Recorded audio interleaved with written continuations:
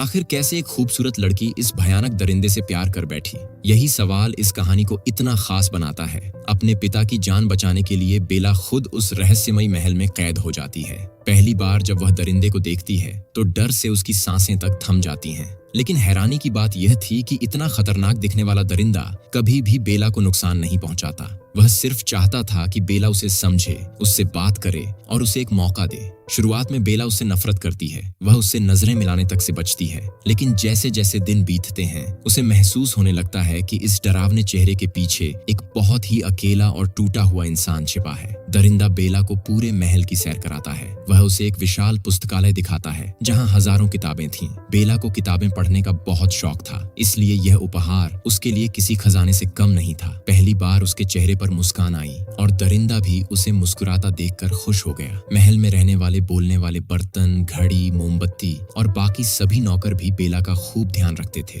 धीरे धीरे बेला को पता चलता है कि वे सभी कभी इंसान थे, लेकिन एक भयानक श्राप की वजह से इस हालत में पहुंच गए हैं। और इस श्राप को तोड़ने की एक ही शर्त थी, कोई उस दरिंदे से उसके रूप को नहीं बल्कि उसके दिल को देखकर सच्चा प्रेम करे। समय बीतता गया और दरिंदा बदलने लगा। पहले जो छोटी छोटी बातों पर गुस्सा हो जाता था, अब वही बेला की हर खुशी का ख्याल रखने लगा। उसने कभी बेला पर कोई जबरदस्ती नहीं की, वह हमेशा उसकी इच्छा का सम्मान करता था। यही बात बेला के दिल को छू गई। एक दिन जादुई आईने में बेला ने देखा कि उसके पिता गंभीर रूप से बीमार हैं। यह देखकर वह रोने लगी। दरिंदे ने बिना एक पल सोचे उसे घर जाने की अनुमति दे दी। वह चाहता तो उसे रोक सकता था, लेकिन उसने ऐसा नहीं किया क्योंकि अब वह सच्चे दिल से बेला से प्रेम करने लगा था। बेला अपने पिता के पास चली गई, लेकिन कुछ लोगों ने उसे वापस जाने से रोक लिया। उधर महल में दरिंदा हर दिन उसका इंतजार करता रहा। उसे यकीन था कि बेला लौटेगी, लेकिन जब कई दिन बीत गए तो उसकी सारी उम्मीदें टूट गईं। उसने जीने की इच्छा ही छोड़ दी। जब बेला को अपनी गलती का एहसास हुआ तो वह भागती हुई महल पहुंची।